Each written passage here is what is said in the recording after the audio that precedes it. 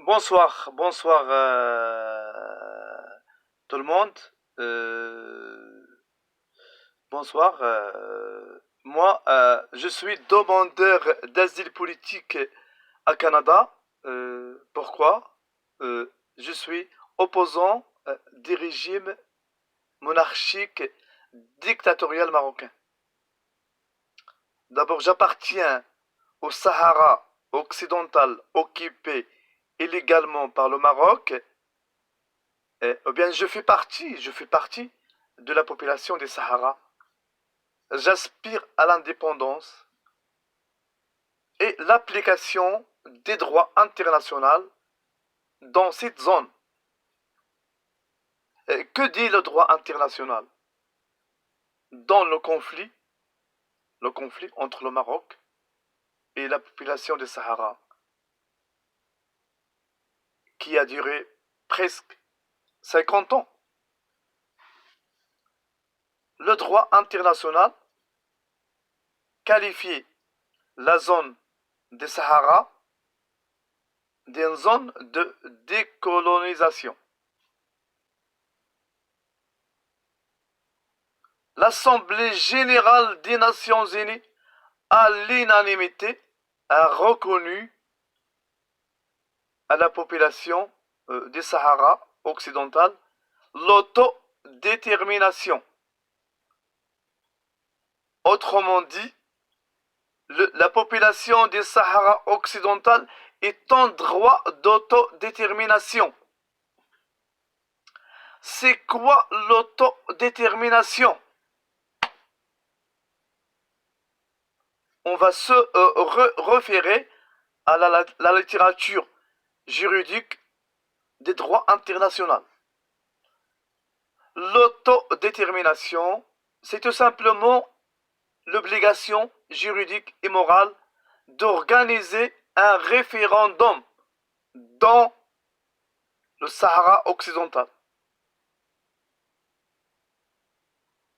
Un référendum transparent et crédible, géré, contrôlé, supervisé par les Nations Unies, afin que le peuple des Sahara décide sur le sort de cette région. Que veut le peuple des Sahara? Est-ce que l'indépendance ou la solution de l'autonomie ou bien le rattachement? Cependant, moi, je suis saharien. Je fais partie de cette zone. Je connais pertinemment la mentalité des gens dans cette région. Tout le monde là-bas aspire à l'indépendance. Et le régime marocain n'a aucune légalité. Il ne possède aucune légalité pour gouverner le Sahara. Tout simplement. Le droit international ne pourrait jamais reconnaître le mensonge de Béa. Ça, c'est n'importe quoi. C'est n'importe quoi.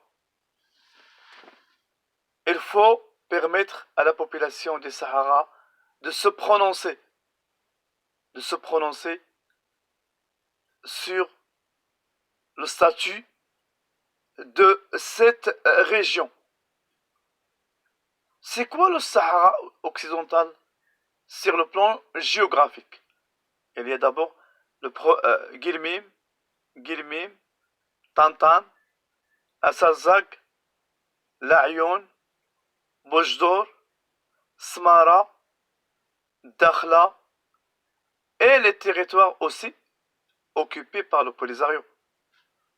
Le Polisario, oui, bien que le Polisario est considéré par les Nations Unies comme le représentant légal de la population du Sahara et le cofondateur de l'Union africaine, mais en réalité, la bande de Polisario ne mérite pas de représenter le Sahara.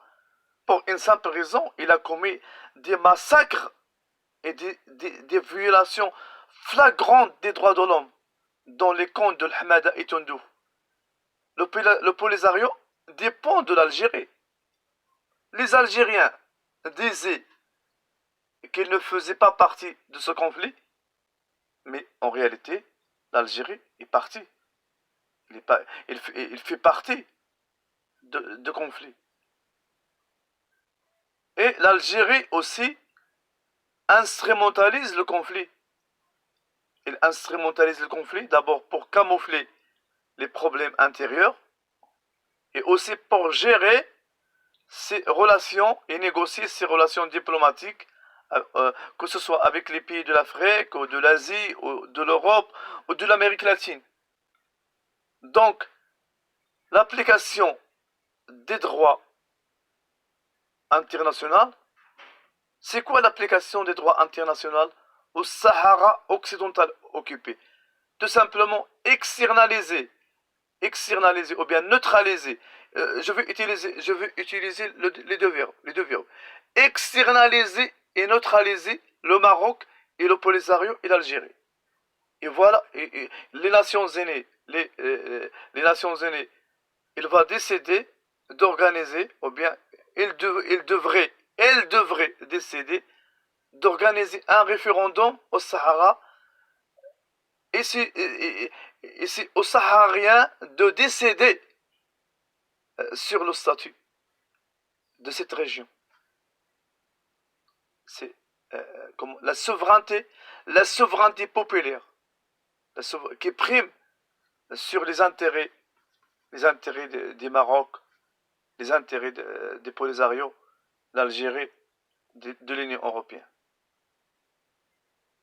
Le Maroc a commis des atrocités, des crimes contre l'humanité, des tortures au Sahara depuis les années 60, 70, les années 80, 90.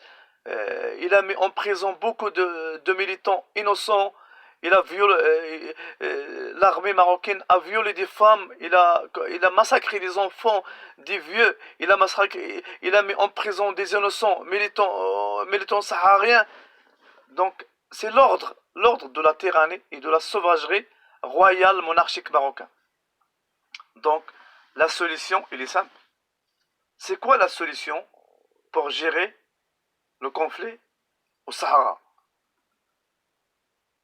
J'interpelle l'intelligentsia politique, culturelle française.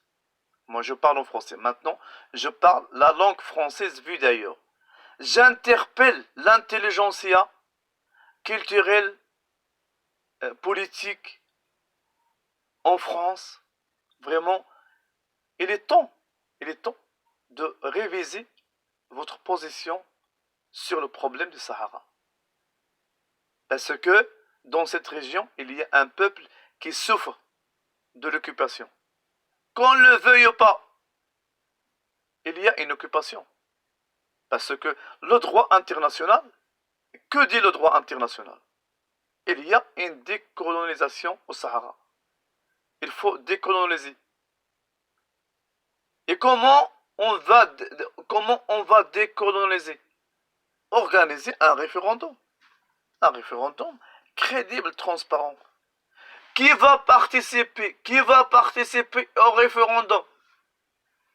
C'est les Sahariens et les Sahariennes.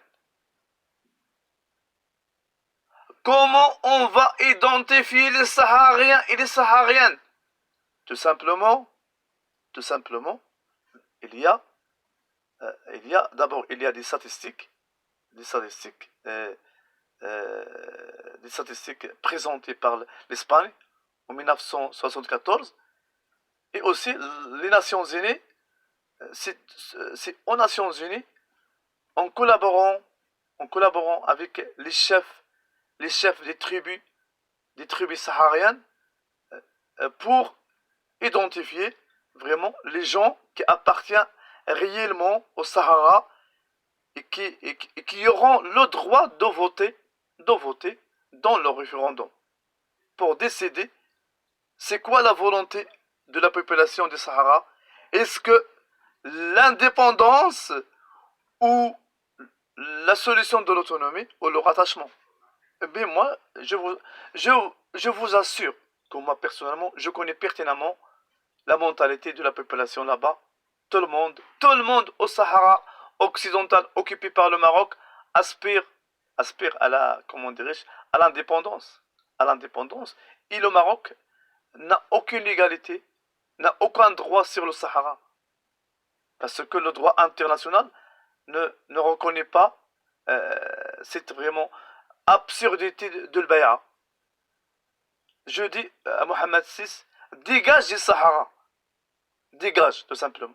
Parce que nous les Sahariens, vraiment, on ne pourrait jamais accepter le régime de Maroc, vraiment, ou bien l'occupation marocaine de notre territoire, de notre cher territoire.